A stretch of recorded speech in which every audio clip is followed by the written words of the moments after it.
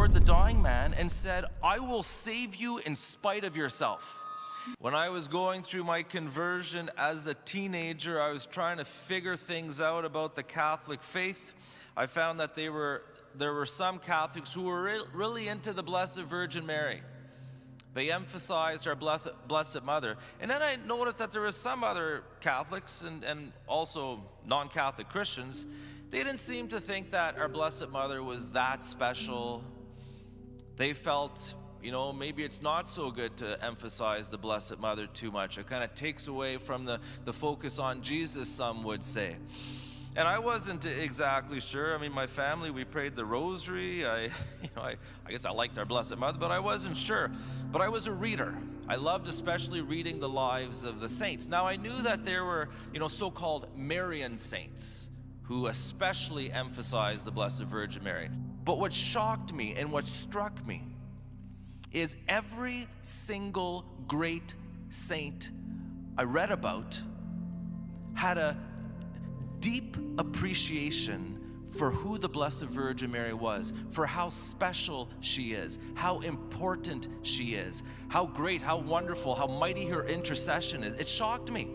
Now, I happen to be reading the life of Saint Vincent Ferrer right now. Who here has heard of Saint Vincent Ferrer? Oh yeah, many of you. This guy's off the charts. He seems to be unparalleled among Catholic saints in terms of how many miracles the Lord worked through him and the conversions. I don't know if he's unparalleled in terms of conversions. There's St. Francis Xavier and others, tons of conversions.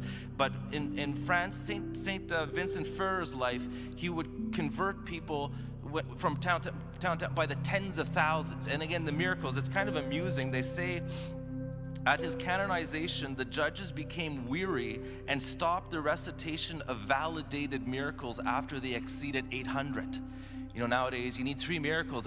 They say tens of thousands. The miracles. Anyways, all of that to say, I'm reading the life of Saint Vincent Ferrer. And I'm almost done the book, and no mention of the Blessed Virgin Mary. So a person might think, oh, maybe he wasn't really that into the Blessed Virgin Mary. Maybe he wasn't into emphasizing her. Check this out.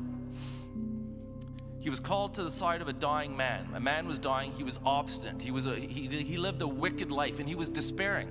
He thought, there's no way, I can get to heaven. And he was even angry. And it says, St. Vincent spoke tenderly to him. "You well know, my dear brother, that the good Jesus died for you on the cross. Why then despair of his mercy?" These words, instead of softening the miserable man, only incited his fury. And he exclaimed, "It is precisely on that account that I wish to be damned, to displease Jesus Christ." The depths of his despair excited further the hope of St. Vincent, who, full of confidence in the mercy and omnipotence of God, turned his face toward the dying man and said, "I will save you in spite of yourself." He immediately invited those present to invoke with fervor the Holy Virgin Mother of all goodness and to recite the Rosary. Interesting. He's in a situation that seems impossible. It seems like there's no hope for this guy. What's St. Vincent's intuition? Oh, we're gonna get the Blessed Mother on the job. She'll help us. She'll deal with this situation. He understood the power of the Blessed Virgin Mary and the power of the Rosary. Goes on to say, before the Rosary was at an end, the sick man's chamber was flooded with an immense light, and the Mother of God appeared.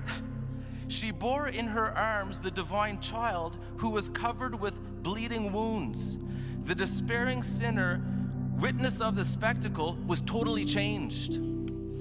He received the sacraments of the church. Shortly afterwards, he expired, with his soul prepared to ascend to heaven. Brothers and sisters, let the whole world know that our Blessed Virgin Mary's intercession, her love, her care for her children is powerful beyond words.